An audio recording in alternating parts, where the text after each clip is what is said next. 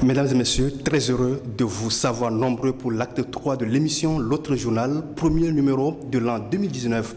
Une nouvelle année qui s'annonce incertaine pour le Togo. Optimisme rime avec pessimisme.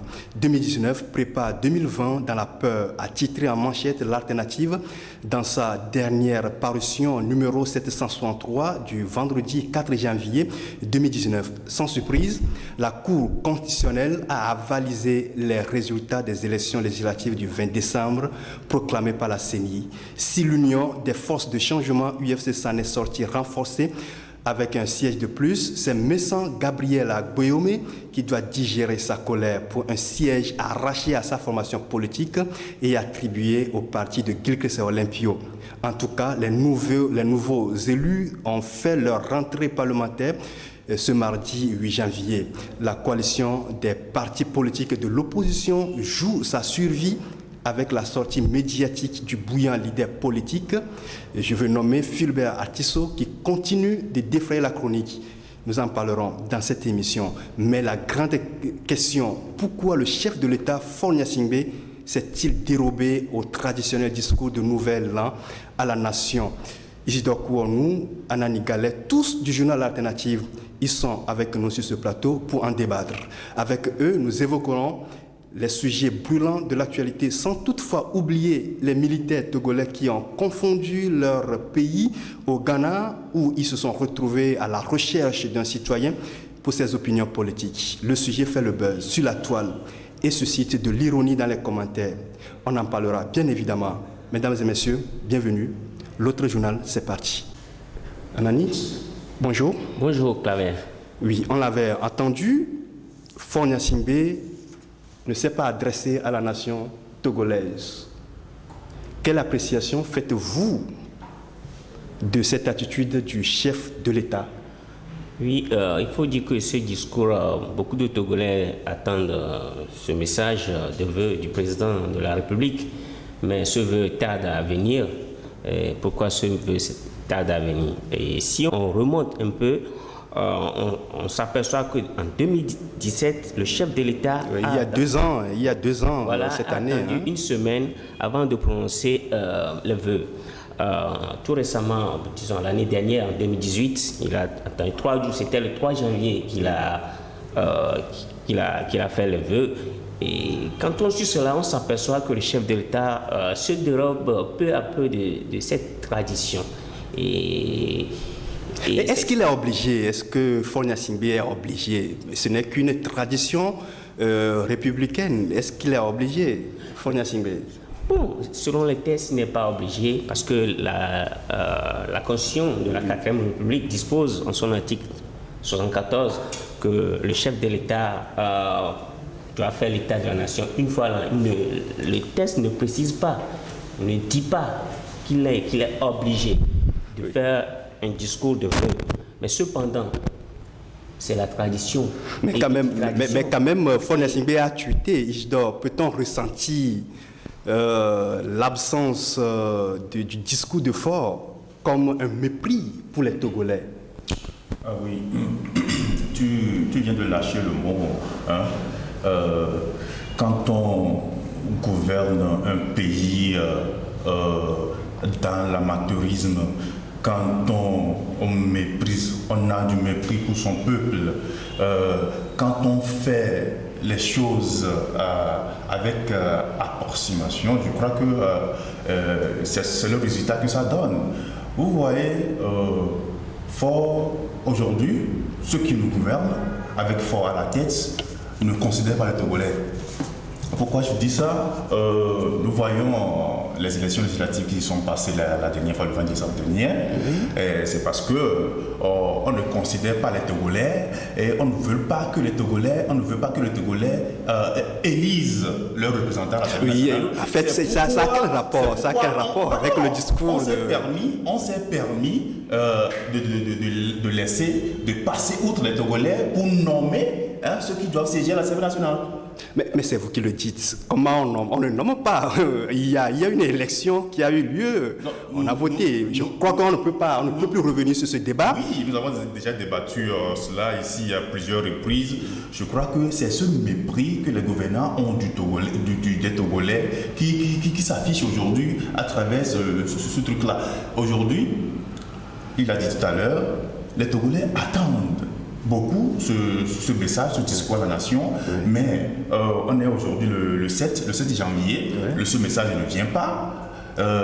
Au moment où nous tournons cette émission, beaucoup de chefs d'État l'ont fait, et même le président gabonais qui est aujourd'hui en convalescence au Maroc, au de son pays, il a fait pour faire plaisir à son peuple. Mais pourquoi Faure Gnassingbé, lui, se dérobe de cette tradition qui est le discours nation, présenter les vœux à son? Oui, mais est-ce qu'on le comprend pas? Quelle est la signification qu'on peut donner à ce traditionnel discours du chef de l'État à la veille de Nouvel An? Est-ce qu'il y a un sens?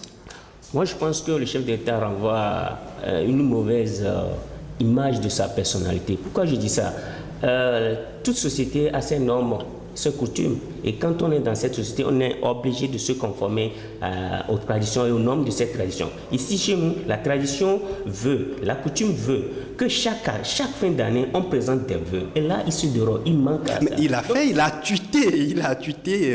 Et combien de Togolais sont... mais quand même, les réseaux sociaux constituent un instrument pour s'adresser à son peuple. Les gens le font, Macron, Trump... c'est du mépris. C'est du mépris pour le peuple. En quel sens? Voilà. Et le citoyen lambda qui est à Paratao, est-ce qu'il a un compte Twitter? C'est ça la question. Ça veut dire que le chef de l'État se fiche royalement de certaines catégories de la population et il s'est adressé à une seule catégorie qui lui plaît. C'est ce qui est grave. Ce qui est grave pour ça. Mais est-ce qu'on peut dire que c'est parce qu'il n'y a rien à dire que le chef de l'État, Faure Gnassingbé, a préféré se taire? Oui, moi je peux dire qu'il n'a rien à dire. Mais pourquoi? Oui, mais quand même, on sort d'un processus sérieusement émaillé. Figurez-vous qu'à chacun de ces vœux, il fait des promesses. Et il nous a fait des promesses, les États généraux de l'éducation, les États généraux de la santé. Où en est-on? Et tout le monde a encore en mémoire son fameux mandat social. Oui, on en est pas. Donc, moi je pense qu'il n'a plus rien à dire parce qu'il y a des promesses, il a fait tant de promesses qu'il n'a pas respectées. Alors qu'est-ce qu'il va dire? Mais Isidore, est-ce que c'est parce qu'on ne respecte pas ces promesses qu'on n'a pas à dire? Et pourtant, il y a beaucoup de choses, l'actualité est là, les élections, les tueries.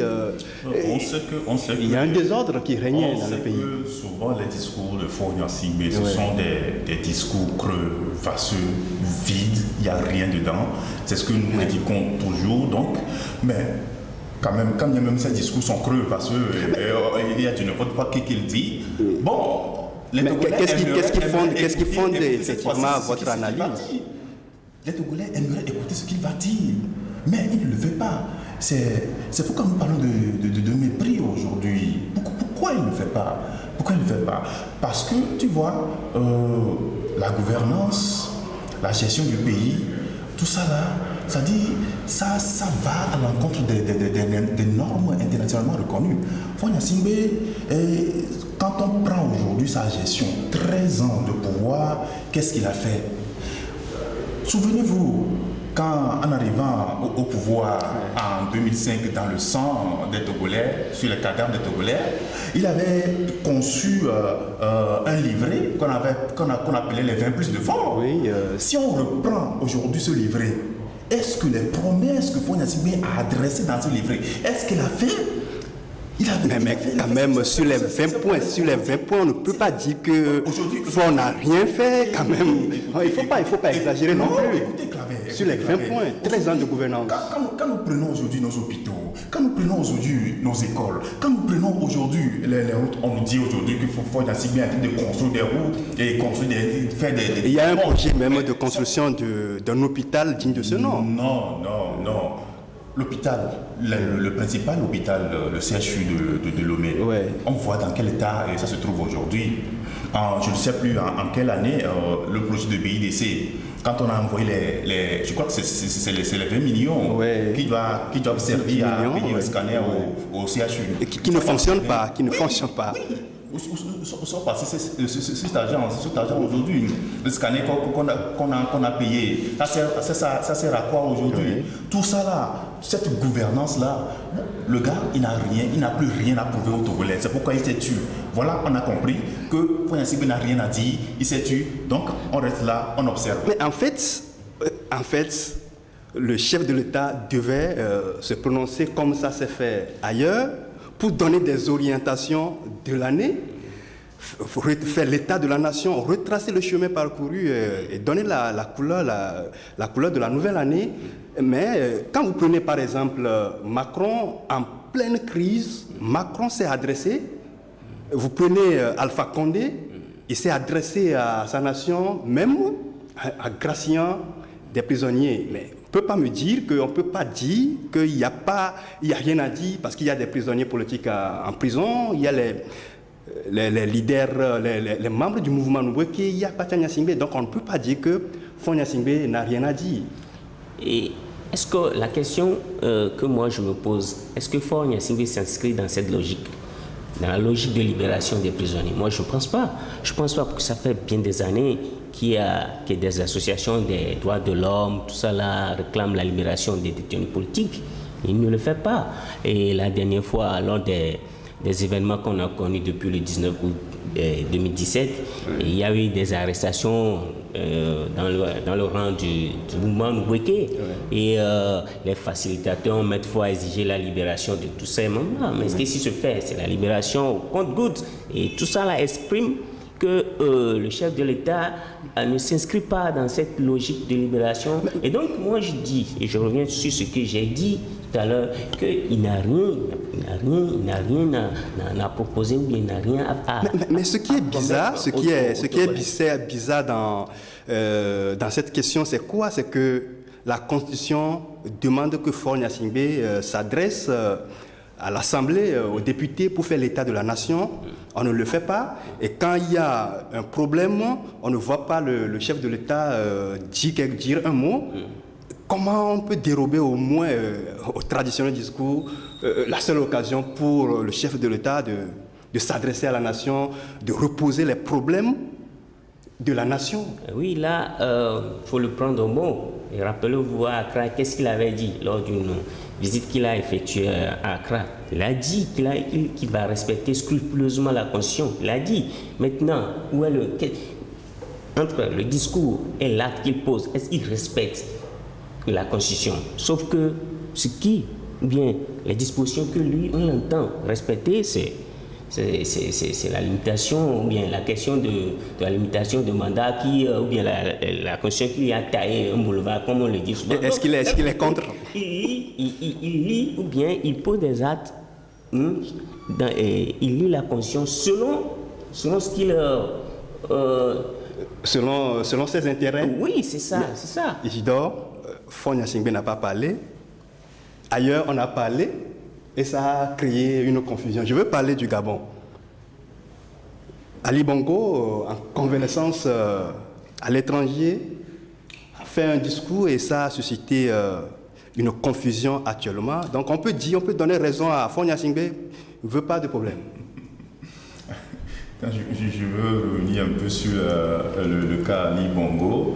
Je crois que Ali Bongo se serait tué aujourd'hui, il n'y aura pas cette velléité de coup d'État qu'on a assisté aujourd'hui, parce que la junte militaire, l'officier Kelly Ondo, qui a tenté de faire le coup d'État, a dit qu'ils ont suivi le président de la République lors de son discours 31 décembre dernier.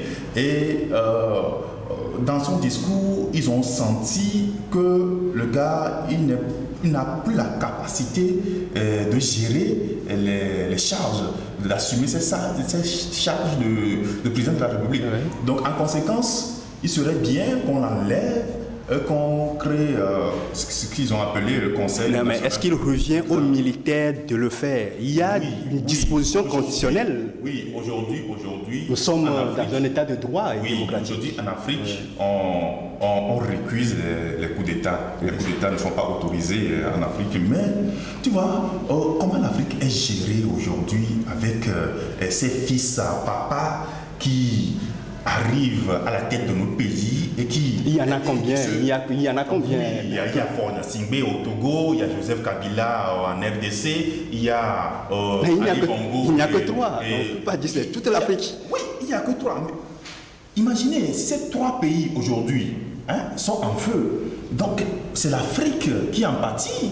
C'est pourquoi la communauté internationale, c'est-à-dire les institutions africaines luttent, même une lutte aujourd'hui, pour que les pays en Afrique ne puissent, pour éviter ces conflits dans ces pays. C'est pourquoi, chez nous, dans la sous-région, dans la CEDEAO, on a créé un protocole additionnel. Que le Togo n'a pas signé. Oui, que le Togo n'a pas signé. Voilà. Mais aujourd'hui, voilà ce qui rattrape maintenant ses fils à papa, mais notamment Ali Bongo au Gabon. Anani, je pense que Ali Bongo a été élu démocratiquement. Oui. Mais avec cette confusion qui règne aujourd'hui dans ce pays-là, quel est l'avenir du Gabon? Oui, nul ne peut, bien c'est de l'incertitude. On ne peut pas dire ce qui allait se passer demain. Parce qu'on était là hier, personne ne savait que ce matin on allait se réveiller, qu'il y aura ce mouvement des mutins là du côté du Gabon. Ouais. Et moi je voudrais revenir sur le cas, le vœu du grabataire Bongo. Oui. C'est un coup de communication c'est un coup de communication. Ici, à l'inverse, quand Faure ne parle pas, ou ne présente pas des vœux, ou bien cadre, ça aussi c'est un coup de communication. Qui peut inquiéter. Oui, sauf que dans notre cas, ça inquiète. Ça inquiète, c'est un coup de communication. Parce que quand on dit qu'il n'y a pas de communication, absence de communication, il y a communication. Et donc, qu'est-ce qu'il communique? Qu'est-ce que Faure communique à travers son mutisme? C'est ce que moi je dis, que bon, il n'a rien à faire. Il n'a rien à dire. Donc, il se tait. Donc, voilà. Donc, on ne peut pas espérer grand chose de son discours.